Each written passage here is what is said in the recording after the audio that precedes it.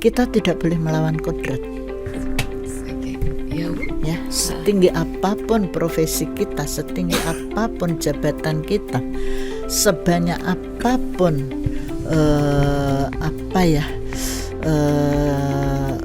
sarjana ilmu kita, pendidikan kita ya. Tapi kita tidak boleh melawan kodrat. Saya hanya ingin berpesan kepada seluruh ibu-ibu, terutama anggota Ikatan Adiaksa Dharma Karini.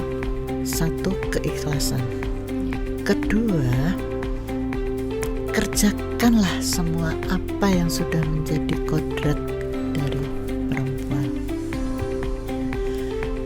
Terus selanjutnya, jangan suka mengeluh.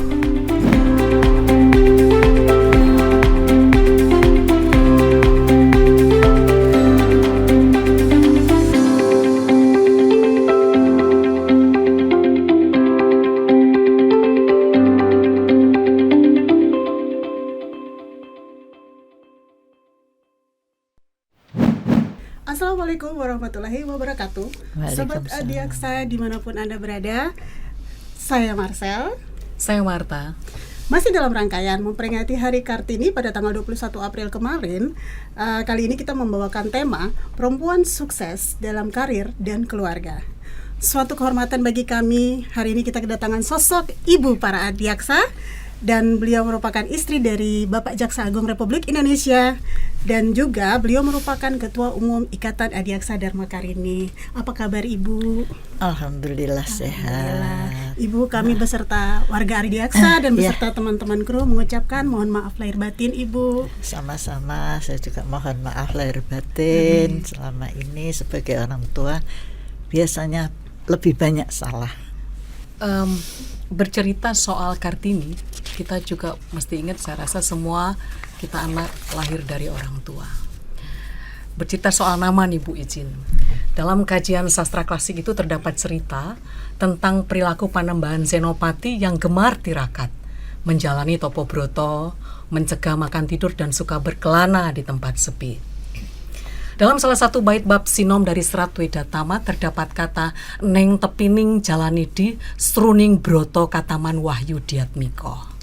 Yang terjemahnya dalam bahasa Indonesia kira-kira seperti ini Bu. Nah di situ ada kata-kata sruning, nama ibu yang kami tahu. Artinya itu adalah kelembutan hati yang utama, berusaha keras mempelajari tentang kebajikan. Jadi itu luar biasa nama itu. Nah Ibu izin ini, kata sruning itu Bu adalah kata dari suatu usaha dan kerja keras. Ibu, bolehkah Ibu ceritakan siapa yang memberi nama sruning dan apa tepatnya arti dan harapan kedua orang tua Ibu atas nama tersebut? Ya, untuk sepintas yang saya tahu dari orang tua saya, terutama Bapak, waktu itu saya nanya, Pak, kenapa saya dikasih nama Seru? Ya, walaupun saya Sruningwati, adik saya Seru Setiawati. Seru itu artinya seru, keras. Nah, kerasnya hati. Neng Wati itu hati, jadi kerasnya hati. Itu aja. Nggak ada yang lain, hanya pesan orang tua harus gigih. Bu, boleh nggak kita tahu di mana Ibu lahir? Terus gimana, mungkin ada cerita-cerita masa kecil Ibu yang menarik yang bisa kita ketahui? Begini ya Mbak ya, saya lahir di Purworejo. Pada waktu itu saya masih istilahnya bayi. Saya hanya dapat cerita dari orang tua saya. Saya usia 1 tahun diajak pindah ke Magelang sama orang tua saya. Sementara waktu itu ayah saya sebagai pegawai dinas pekerjaan umum. Jadi ya karena mungkin masih pegawai bawahan, jadi ya mau nggak mau dipindah di mana saja. Mungkin mbak-mbak ini juga masih baru masuk, ditempatkan di mana sekalipun itu di ujung utara, di ujung barat, di ujung timur, tetap mau. Nah kebetulan ayah saya dipindah ke Magelang. Nah akhirnya saya dibesarkan di Magelang sampai SMA terus saya kuliah saya diantar orang tua di Semarang, tapi orang tua tetap di Magelang. Nah, cerita soal Kartini nih Bu ya, kita tuh pada umumnya hanya tahu dia adalah tokoh emansipasi wanita yang mengupayakan supaya perempuan itu mau belajar dan ada kesamaan emansipasi, artinya sama dengan laki-laki. Nah, berbicara soal itu, Ibu, kalau menurut Ibu sendiri, pandangan Ibu sendiri itu wanita Indonesia itu saat ini tuh seperti apa? Nah, kalau wanita saat ini saya hanya bisa menilai dari satu sisi, bahwa sudah sangat modern, dalam arti banyak kemajuan. Sebenarnya wanita sendiri, menurut bahasa saya yang maaf ngomong ini Jawa, wanita itu artinya wani ditoto, jadi berani untuk ditata. Itu sehingga mau nggak mau sesuai dengan kodratnya kita bersuami, berkeluarga, kita mau nggak mau apa kata suami, istri itu biasanya siap nurut dan memenuhi perintah. Tapi dengan berjalannya waktu, dulu waktu Kartini kita tidak boleh bersekolah. Ya, waktu itu hanya HIS, HBS gitu kan. Nah, kalau kita anak-anak dulu ngaWS itu manggil tukang es. Gitu. Jadi di situnya kita terbatas, gerakan kita terbatas. Tapi alhamdulillah dengan semangat Kartini, perjuangan Kartini, kita wanita bisa lebih maju, sangat maju, karena kita bisa mengetahui dunia luar itu bagaimana, pengetahuan di luar kewanitaan kita, maksudnya kita sebagai wanita itu bagaimana, sehingga sekarang ada kesetaraan gender segala macam itu, karena itu hasil dari perjuangan Kartini. Ya, jadi dulu hanya sekolah aja dibatasi waktunya, hanya bisa menjahit, hanya bisa ya syukur-syukur memasak. Pada waktu itu belum ada yang namanya hokben, terus apa itu jadi belum ada, jadi hanya sebatas goreng tahu tempe, bikin sayur lodeh atau tumis itu. Tapi sekarang kan sudah banyak, sudah banyak ini. Bisa GoFood ya Bu ya. Udah bisa GoFood. Kalau sibuk gitu di rumah. Iya, jadi ya akhirnya yang mungkin saya itu masih kebawa waktu itu, ya saya masih suka makan makanan yang waktu itu juga omelet apa terus telur segala. Iya, jadi lebih enak kayaknya yang waktu itu. Toh sekarang juga orang-orang juga mencari yang masakan asli. Ibu selaku istri Bapak Jaksa Agung, pastinya saat ini Kejaksaan seperti bagaimana kita ketahui memiliki pemberitaan positif, pemberitaan di media-media massa, cetak. Jadi apakah ini Bu mempengaruhi keseharian Ibu atau rutinitas Ibu? Mungkin ada semacam teror, cemas atau kekhawatiran dalam rutinitas Ibu? Kalau untuk rasa khawatir itu manusia yang nggak punya masalah aja khawatir, ya, terutama khawatir mati terutama, ya kan. Nah, kalau untuk saya pribadi khawatir tetap ada. Tapi apa salahnya kalau kita waspada, ya kan? Jadi untuk sementara ini seperti halnya Bapak selaku Jaksa Agung, ya mungkin Mbak-mbak ini juga udah tahu apa saja yang beliau tangani, beliau hadapi gitu ya. Otomatis saya menjaga diri. Itu aja. Jadi saya tidak berani istilahnya ikut mencampuri masalah-masalah itu, sekalipun saya tahu, sekalipun saya paham apa yang terjadi, tapi saya tidak pernah untuk bilang ke ibu-ibu terutama. Ya. Oke Bu, sekarang kan terkait Ibu menjadi Ketua Umum Ikatan Adiaksa Dharma Karini. Oke, itu berarti menjadi ibu untuk semua perempuan yang ada dari Sabang sampai Merauke. Nah, dalam era globalisasi ini, apalagi sekarang Bu banyak isu-isu, ada flexing, kemudian hedonisme atau kehidupan yang memang para perempuan sebenarnya suka, artinya memamerkan perhiasan, kemudian di share ke handphone dan kemana-mana gitu.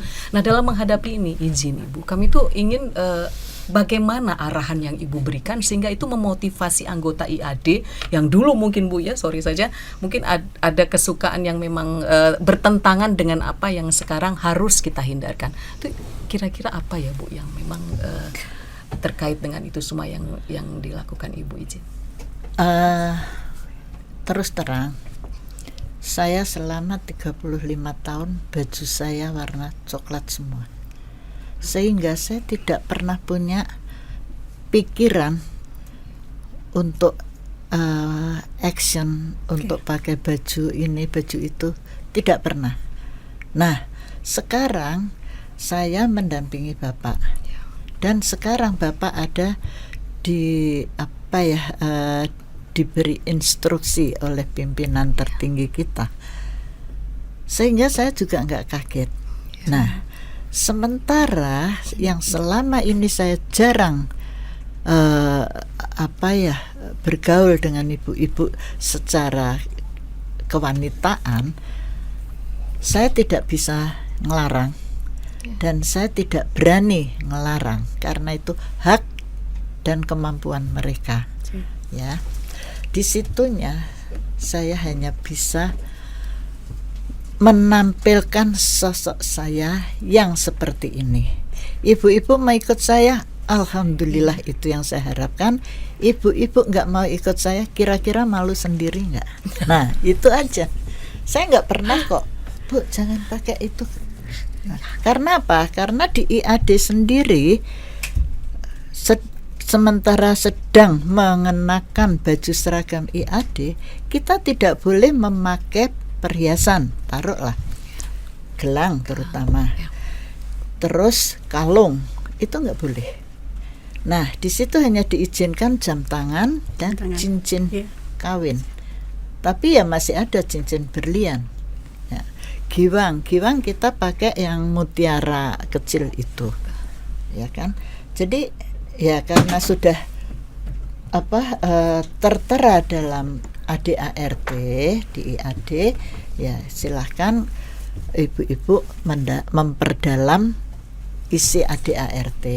Toh nggak ada ibu-ibu yang buta huruf, ya kan. Jadi di situnya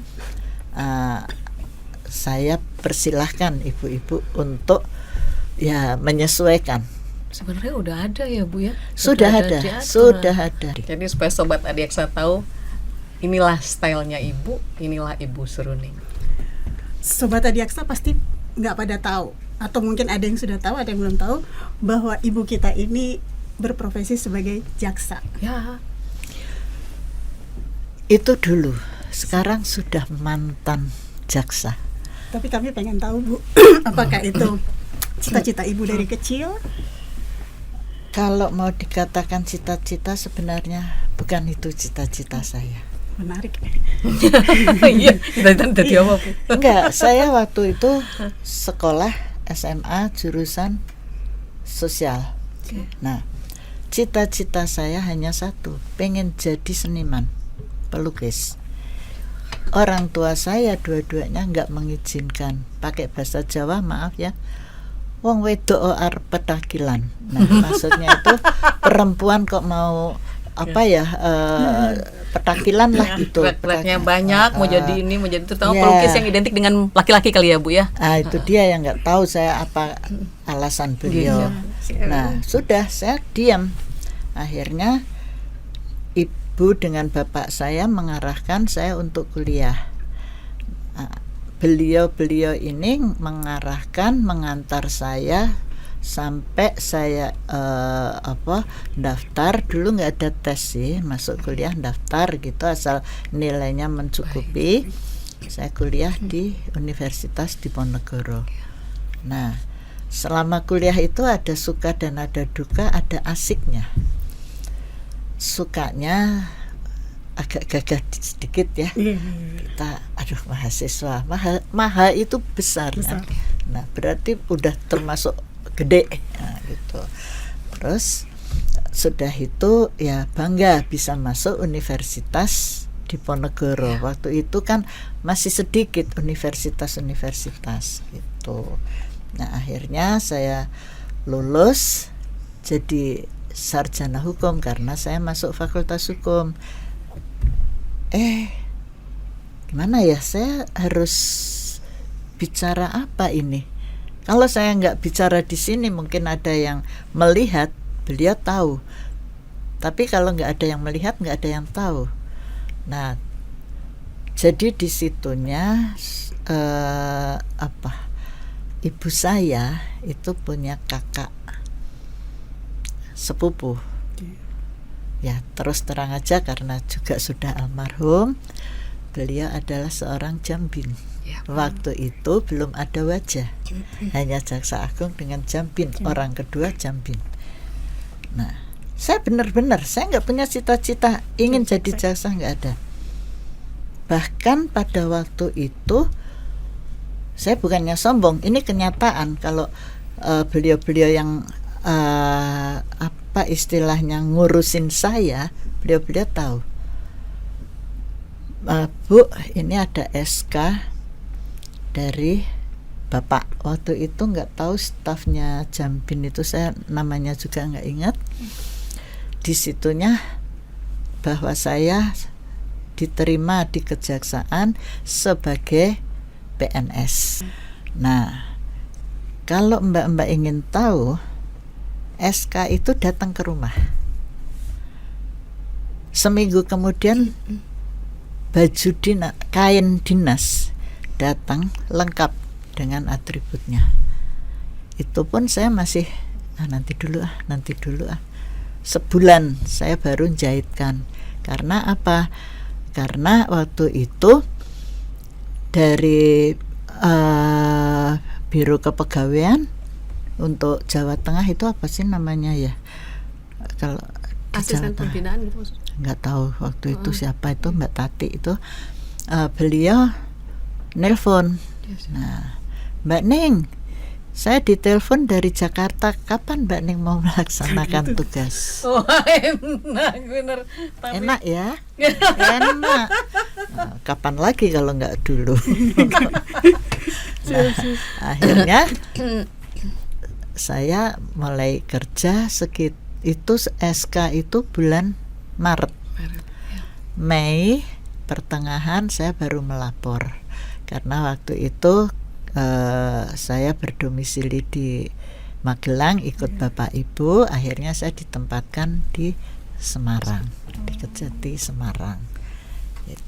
Masih sedikit itu jaksa. Oh, masih sedikit. Apalagi perempuan loh. Apalagi ya. perempuan. Ya, Iya, masih sedikit. Bu, kan jadi jaksa juga roda petakilan juga. Lah saya memang petakilan. Maksudnya artinya gini Bu, pekerjaan jaksa itu kan identik dengan laki-laki gitu ya Bu. Iya. Tetap kan sepertinya kekhawatiran itu tetap ada juga kali ya di Bapak dan Ibu ya Bu waktu itu mungkin. Nah, jadi saya dilahirkan hanya berdua, hanya dua bersaudara, adik saya laki-laki. Nah, karena waktu itu saya juga nggak tahu saya ini anak bapak atau anak ibu, dan disitunya juga adik saya anak bapak atau anak ibu, karena adik saya lebih pendiam. Beda. Boleh Beda ditanya, seperti. sampai detik ini adik saya nggak bisa main layang-layang, main kelereng nggak bisa. Sementara saya masih semuanya saya kuasai. Cucu saya ajarin main layangan, main kelereng. Tuh. Jadi adik saya nggak tahu itu, nggak bisa. Nah, jadi petakilan saya, kata Marta tadi, ya memang iya gitu. Seru. Oh seru, Nama ibu. sesuai dengan namanya. Terus Ibu pada saat menjalankan profesi sebagai jaksa, Bu, pada saat itu apa ada yang berkesan atau menarik? Atau mungkin yang sedih, mungkin di tempat tugas jauh atau bagaimana? Oh enggak, semua itu saya syukuri, saya nikmati. Kalau ada yang dinikmati ya, yang pasti kita bersyukur. Saya sudah jaksa dan saya ditugaskan di Mungkit. Oh, di Kejaksaan Negeri Mungkit. Ya, Bu, Kejaksaan Negeri Mungkit. SK Kejati Semarang. Ya, tapi yang namanya SK ini dari orang kedua di kejaksaan, makanya saya di print ke Mungkit oleh Bapak Muhtarum almarhum. Gitu. Ini izin Ibu, dalam perkembangannya kemudian kan Bapak juga masuk kejaksaan Ibu ya. Jadi Nah, jaksa. itu Bapak juga waktu itu juga kita selesai kuliah itu nggak begitu lama jaraknya, tapi Bapak tetap bertahan di swasta dulu. Saya selesai kerja terus PPJ. Karena apa? Karena kalau Bapak pada waktu itu ikut masuk kejaksaan, Bapak takut namanya tabung gas nanti nggak ngebul. Jadi Bapak tetap di swasta biar kompor itu tetap berasap. Oh iya, zaman dulu kan pegawai negeri itu enggak satu pilihan ya Bu, karena kecil gitu ya gajinya. Tuh dengan gaji 27.300. Bagaimana ketika Ibu dan Bapak sama-sama di kejaksaan?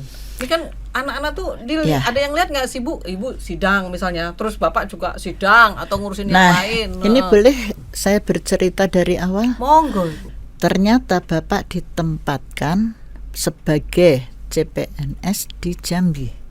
Terus saya diminta beresin perkara-perkara yang sudah menjelang selesai sekitar bulan Oktober.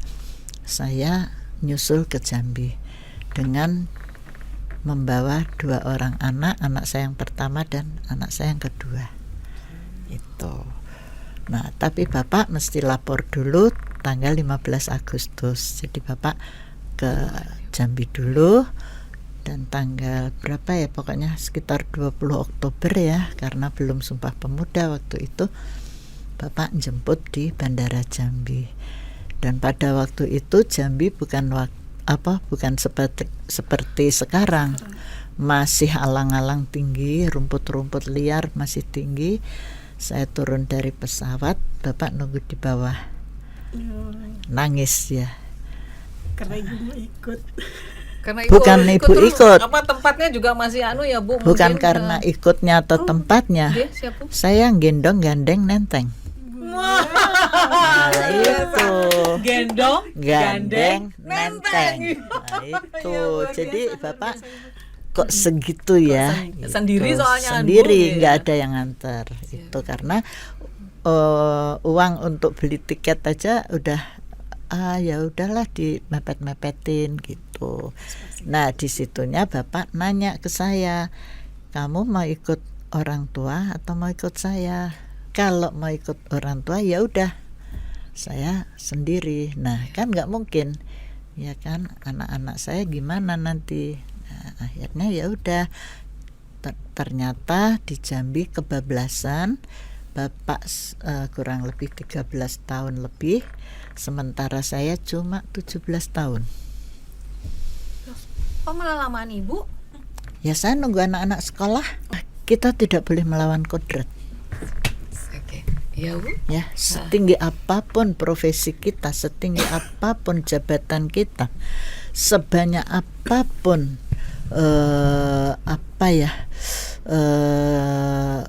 sarjana ilmu kita, pendidikan kita ya Ibu. tapi kita tidak boleh melawan kodrat. Kita harus tetap Perempuan adalah perempuan, wanita adalah wanita. Oh iya ya, enggak bisa jadi ganti. Jadi disitunya akhirnya saya ikut Bapak ke Jambi. Saya ke Jambi ngapain? Di samping mendampingi suami berdinas. Di situ kita sudah konsisten, pokoknya kita berdua merantau, tidak perlu cari apa-apa, tapi yang perlu cari saudara. Sehingga sampai detik ini tukang buka tutup portal di Pasar Jambi itu suka manggil saya. Angso Duo. Bukan yang di depan Rumah Makan Internasional. Oke. Ya. Dan ada toko swalayan langganan saya pun selalu saya kunjungi kalau saya ke Jambi. Jadi kita tidak memutus tali silaturahmi gitu. Jadi rumah kedua. Jadi rumah kedua. Pada saat di Jambi kan Bapak Ibu kerja, ada adik-adik di situ ngikut. Gimana tuh Bu ngatur? Jadi di sini Mbak, pertama kita itu tugas dinas. Saya hanya prinsipnya lillahi ta'ala. Tahu nggak Marta? Ikhlas. Ya, lillahi ta'ala. Terus yang kedua, kejujuran, agar orang itu juga percaya, gitu. Nah, di situ saya dengan Bapak itu ya, bagaimana ya, kita di rantau yang tidak ada saudara sama sekali. Ya kita bina dengan teman dekat, kita jaga, ada apa-apa kita sharing gitu kan. Nah, akhirnya ya kita lama-lama punya teman, punya ya sudah kayak saudara, terutama kayak Bu Rudi, bapak ibunya Bu Rudi. Nah, itu dia. Jadi di situ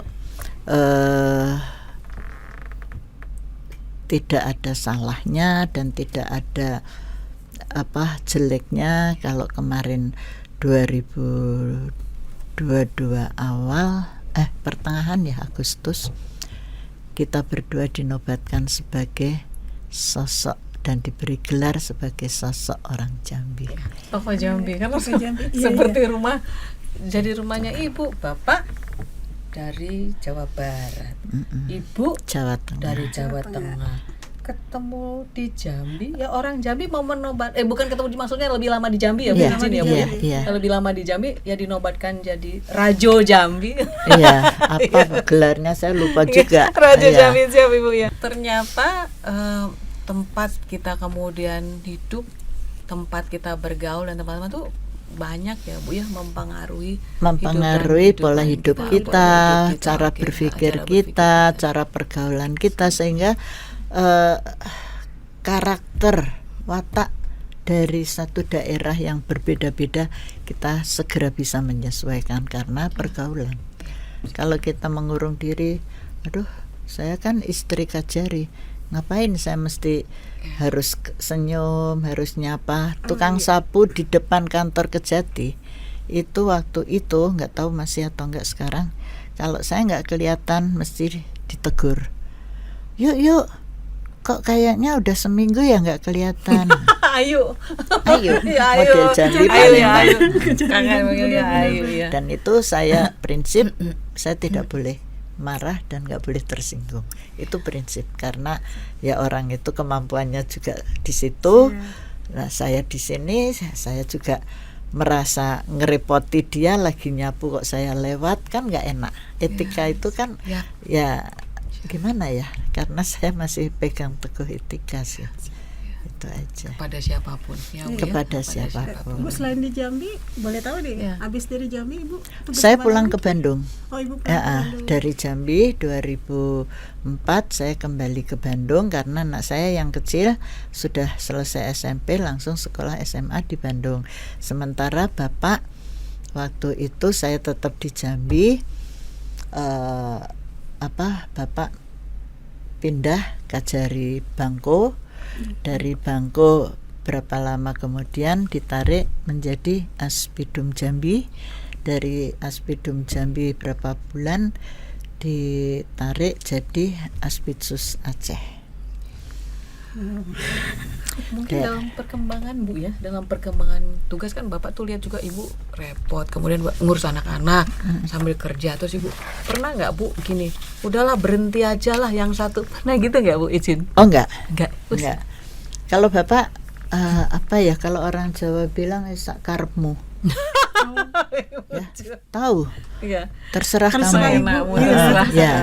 Tapi Bapak hanya menyarankan jangan struktural. Oh, iya. Karena beban ke negara ya, kewajiban ke negara itu harus penuh. Nah, kalau fungsional misalnya Bapak Kajari Bangko, saya harus ngadakan pertemuan rutin dengan ibu-ibu IAD di Bangko, kan saya otomatis meninggalkan kantor. Iya kan? Di Aceh saya harus meninggalkan ibu-ibu ke Aceh gitu, karena di Aceh bukan hanya sekali, 2 kali. Selain Aspitsus ya Bu. Waka. Oh iya Waka. Iya, Bu. Waka. Jadi Bolak-balik tuh berarti Bu ya. ya, Bandung Aceh. ya Ini. Bandung Aceh. Capek nggak Bu? Capek enggak? Lagi kebayang. Enjoy ya, Bu, ya. Kalau badan itu ya alhamdulillah ya, saya karena tadi ikhlas lillahi ta'ala, jadi capek itu tidak pernah saya rasakan, dan ya insya Allah tidak ada. Ada pepatah yang mungkin semua orang bisa tahu, bilangnya begini: di balik kesuksesan seorang laki-laki ada seorang perempuan di sampingnya. Saya nggak mau bilang belakang Bu, karena saya nggak suka itu. Iya. Saya bilang ada seorang perempuan di sampingnya. Nah, Ibu sendiri memaknai itu seperti apa? Karena saya dengan Bapak itu mengalir apa adanya ya. Apa yang menjadi tugas ya kita selesaikan sesuai kemampuan kita. Jadi gimana ya, saya juga nggak tahu kok katanya keberhasilan Bapak itu support dari Ibu. Saya nggak pernah mensupport apa-apa. Kan mengalir tadi Bu, itu kan memang Jadi nggak kita gini, sadari ya. Jadi ini ada nggak orang Intel ya? Coba Ibu. Jadi di situ misalnya Bapak ada pikiran yang saya harus ke satu tempat itu, kayaknya ada transaksi nggak bagus misalnya. Ya, Ibu. Di sana kayaknya ada gudang narkoba misalnya, ini ya contoh. Tapi Bapak nggak akan bilang ke saya, cuma Mah pergi dulu ya. Oh ya, hati-hati ya. Ya, nah itu saya nggak tahu Bapak pergi kemana, dengan siapa, naik apa, saya nggak pernah tahu. Yang pasti malam pulang. Yap. Udah. Nah di situ saya hanya memberikan keleluasaan, bukan kebebasan. Dalam menjalankan tugas ya, Bu. Dalam menjalankan tugas. Tidak intervensi. Iya, tidak saya nggak siap. pernah, dan kita memang sudah komit. Kamu jaksa, saya jaksa. Tapi perkaramu aku nggak mau tahu, perkaraku kamu nggak usah tahu gitu. Pokoknya kita nggak saling tahu, kecuali kalau sudah buntu ya, tidak bisa menyelesaikan. Nah kita baru Baru tukar komunikasi ya, diskusi mungkin Komunikasi, seperti itu ya. Jadi iya. tetap sama-sama menjaga kemandirian dan integritas pekerjaan dan profesi masing-masing, yaitu sebagai seorang jasa. Nggak di rumah kemudian kamu yang suaminya jasa atau istrinya jasa tadi ngerjain perkara apa, nanti gimana? Enggak. Nah, kecuali kayak pernah Bapak pegang perkara perempuan. Oh, siap. Perkaranya sepele kok, 335. Ya, perbuatan tidak menyenangkan. Ya, Bu, ya. Nah, waktu itu Bapak masih jadi kasih Intel Jambi. Saya di Jambi juga. Nah, Bapak bilang, "Mah, itu tersangkanya ibu-ibu punya anak kecil. Terus masih disusuin, masa iya mau ditahan?" Pasalnya memungkinkan untuk ditahan, ya. Pak. Karena di situ kita mendatangkan ibu itu susah. Ya. Lah tapi dia punya anak kecil tuh yang di luar sama suaminya masih banyak. Ya terserah aja. Tapi saya maaf, nggak bisa bantu untuk panggilan saksi. Nah, Bapak nggak tahu, keluar dari meja ruangan saya, balik ke ruangannya sambil bawa berkas, taruh gebrak di meja saya. Udah kamu aja yang menyelesaikan. Nah ternyata kejujuran itu memang perlu ya kita gali. Nah di situnya ibu itu saya panggil untuk BA15. Bu, ibu bisa baca? Bisa, tolong dibaca. Nah saya mau tanya, Ibu kesini dengan siapa? Dengan suami dan anak-anak. Nah, saya minta tolong almarhum Mbali, panggilkan suami ibu ini dengan anak-anaknya, suruh masuk. Oh ya Bu, siap. Datanglah masuk. Waduh, kok kayak tuyul, 4 orang kecil-kecil yang disusuin satu. Kayaknya nggak mungkin deh, orang ini kerjaannya apa, ngidupin anak 5 orang masih butuh ini ya, perhatian. Saya bilang, Pak, ini istri Bapak? Iya. Saya mau tanya Bapak, Ibu diam.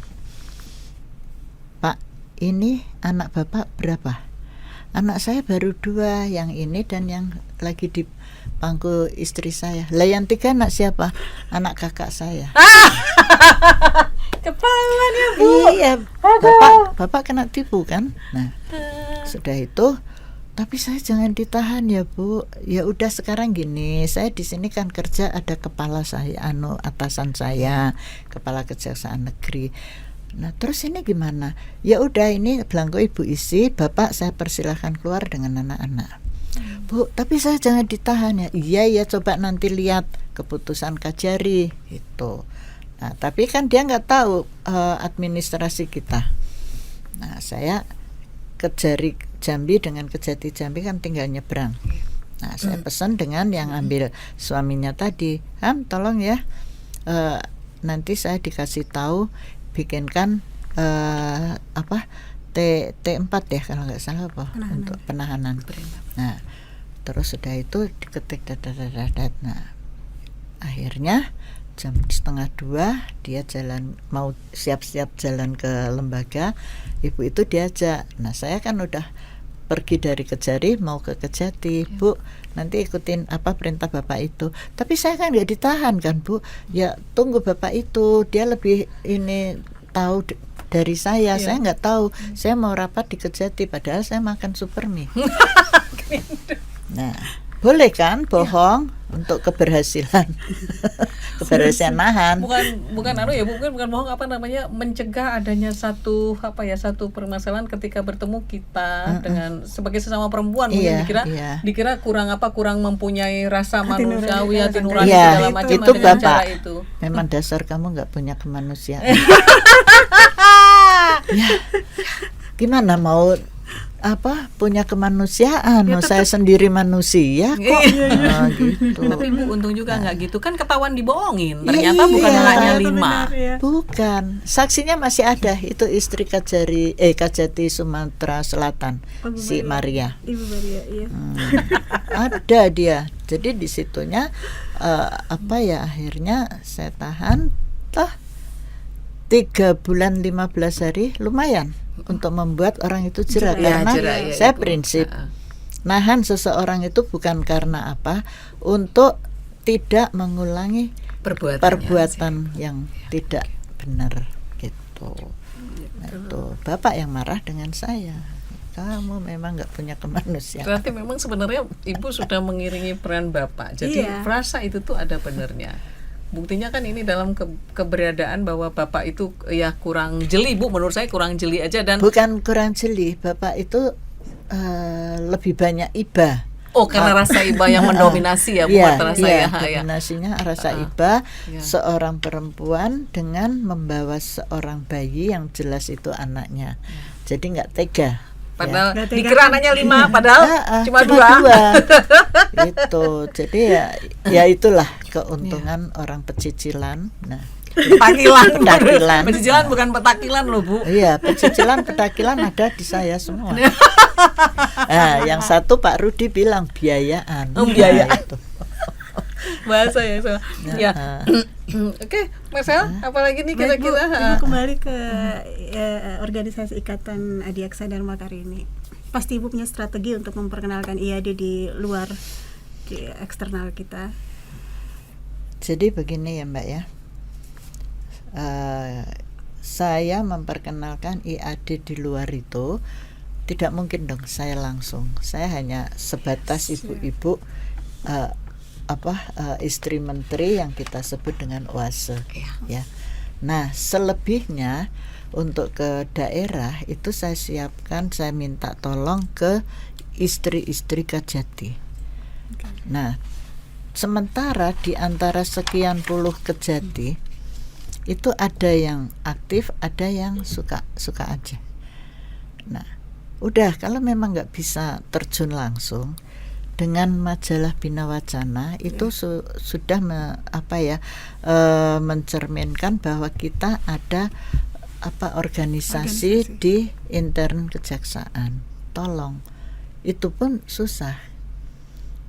Nah, ini saya kadang-kadang jadi terpancing emosionalnya. Karena apa? Karena hanya menyebarkan gitu. Kalau istilah sekarang Muspida itu Forkompimda ya. Kok susah banget gitu. Nah, terus ibu-ibu tuh ngapain? Itu. Saya selalu nanya, ini misalnya Bapak kunjungan kerja diizinkan saya ikut, Bapak ketemu dengan Kapolda atau gubernur gitu kan, saya selalu kepengen kenal dengan istri gubernur, istri Kapolda, atau kalau enggak saya langsung tanya ke istri Kajati. Karena ya salah satu untuk menghilangkan image kalau saya seorang istri Kajati yang membawai dan menguasai suatu wilayah itu susah. Gara-garanya sepele, sebutan panggilan. Kalau dia jelas buka jari karena kajarinya. Kalau Mbak ini misalnya disebut buka jati, Kajatinya suami apa istri? Suaminya. Nah, itu yang menyebabkan ibu-ibu itu, saya ini analisa saya, merasa bahwa saya seorang istri pimpinan yang harus kalian ladenin. Itu yang saya sebenarnya masih berusaha untuk menghilangkan itu. Saya udah ngasih contoh ke ibu-ibu. Saya tidak mau didampingi ajudan. Ya. Sementara ada yang melekat ke saya itu pun giliran dari Brimob ya. Brimob ya. Nah, itu. Terus driver. Tadinya saya dikasih driver Bapak yang pernah Bapak pakai. Setelah saya pelajari, si Bapak ini kayaknya merasa bangga bahwa dia bawa saya selaku istri pejabat. Saya nggak mau. Saya nggak mau itu. Karena apa? Karena sebagai istri pejabat bukannya mudah, bukannya enteng, bukannya ringan. Ya setidak-tidaknya ada paparasi wartawan atau foto-foto. Nah, nanti diberitakan atau apa. Jadi di situ itulah yang saya tanamkan kepada ibu-ibu. Jadi kalau pas ada pertemuan kayak kemarin Rakernas itu buka jati Jawa Barat ya misalnya.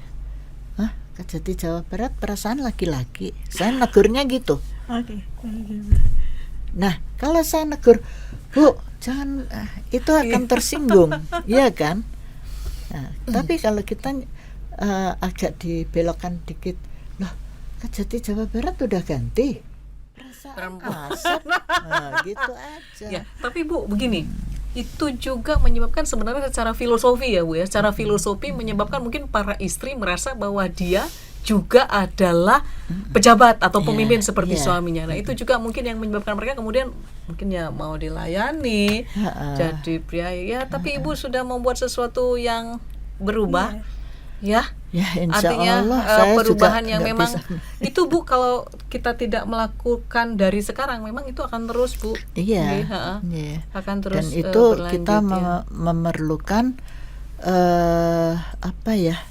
kesabaran ya. Dan saya terus terang aja enak jadi jaksa itu, karena ternyata di lingkungan IAD sendiri ibu-ibu itu susah untuk disadarkan. Ya karena apa? Latar belakang pendidikan ibu-ibu itu kan berbeda. Kedudukan ibu-ibu yang bekerja juga beda. Ada yang jadi manajer, ada yang jadi dokter, profesinya iya, beda. iya. Jadi susah kita arahkan. Untuk hadir di IAD aja susah. Makanya saya bikin surat izin. Tolong di sekretariat ada kan contoh surat izin, biar tanda tangan saya. Itu pun susah, tinggal ngisi blanko. Ya.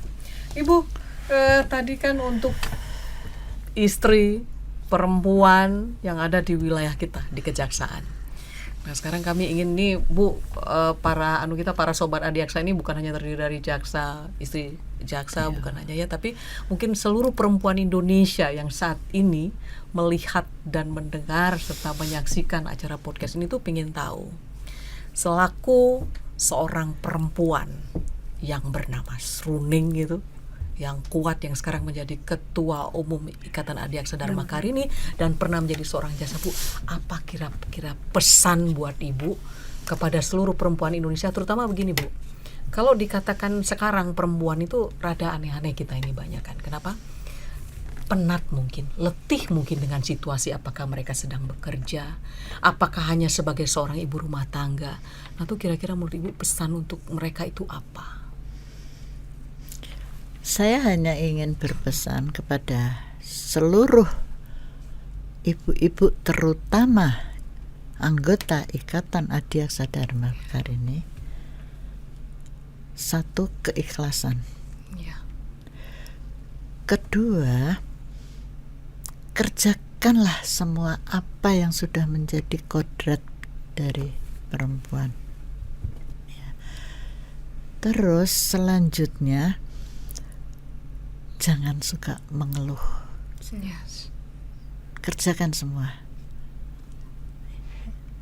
dengan ikhlas karena sesuai kodrat. Dan kalau boleh saya tambahkan, selama saya kerja sampai detik ini, saya tidak pakai pembantu. Keren. Iya Karena Bu, disiplin. Hanya disiplin aja Yap. sebenarnya. Disiplin lillahi ta'ala, udah ngatur waktu. Dan karena rasa syukur, Saya rasa ikhlas, saya bersyukur. tidak Itu. mengeluh ya Bu. Tidak Memprioritaskan kebutuhan daripada Ya. keinginan ya Bu. Iya, jadi ya hanya itu tadi, ikhlas, bersyukur ya, tambahnya Marta, sesuai kodrat. Ya. Kita akan lepas. Saya nggak pernah kok punya cita-cita, aduh suamiku nggak jadi jaksa agung ya, nggak pernah. Seperti apa yang saya ceritakan kemarin dulu, mungkin Mbak Marta nggak tahu, Mbak siapa? Marcel nggak tahu. Mau dilantik itu tengah malam Bapak telepon, ya. Jadi di situ Bapak nelpon, Mah jam 3 ke Jakarta bisa nggak? Ya insya Allah. Kenapa? Kan boleh kan nanya kenapa kok jam 3 subuh. Besok pagi insya Allah Papa dilantik jadi jaksa agung. Oh ya, alhamdulillah. Cuma bisa ngucap itu. Kasih tahu anak-anak. Anak saya yang pertama saya udah tahu karena dia tinggal di Bintaro. Anak saya yang kedua, ya Mah. Anak saya yang ketiga yang agak kurang yakin. Dek, jam 3 nanti Papa minta kita dari Bandung berangkat ke Jakarta. Insya Allah besok pagi Papa dilantik jadi jaksa agung. Enak jawabnya. Iya Po. Nih orang Palembang yang jawab kayak gitu. Karena anak saya di Jambi lahirnya, ya jawabannya iya Po. Nah itu aja. Nah dia heran karena ya apa kayak Bapak tidak pernah gimana ya, apa semuanya mengalir, semua dijalankan ya. Tapi ya itu tadi, kejujuran, ya bersyukur lillahi ta'ala, ya apa adanya aja lah kita ikuti. Kita mengalir seperti air, tapi jangan ikut terbawa air. Ya. Itu aja. Itu 3 pesan yang luar biasa Sobat Adiaksa, yang sebenarnya nggak susah ya Bu dikerjakannya kalau ada kemauannya. Kalau orang yang sudah biasa disiplin nggak susah. Tapi kalau yang tidak pernah dan kurang disiplin, susahnya minta ampun. Aduh Ibu, terima kasih sekali nih kami Iya. mendapatkan banyak cerita yang luar biasa dari seorang Ibu Ning, Ibu Sru Ning yang luar biasa, istri Jaksa Agung Republik Indonesia, Ibu Ketua Umum Ikatan Adiaksa Dharma Karini. Sobat Adiaksa, pesan yang disampaikan oleh Ibu sungguh bermakna, karena Ibu juga pernah berprofesi sebagai jaksa dan juga menjadi istri seorang jaksa agung. Ini saya rasa kedua hal yang jarang sekali terjadi. Inilah Ibu Sru Ning, Ibu Ketua Umum Ikatan Adiaksa Dharma Karini. Sobat Adiaksa, terima kasih atas perhatian. Terima kasih juga Ibu Terima kasih, sudah Ibu, bersedia sudah hadir, memberikan bersedia. banyak hal kepada kami dan juga kepada para Sobat Adiaksa semua. Kami tutup mungkin acara podcast ini dengan sekali lagi terima kasih. Wassalamualaikum warahmatullahi wabarakatuh. Tetap semangat Sobat Adiaksa.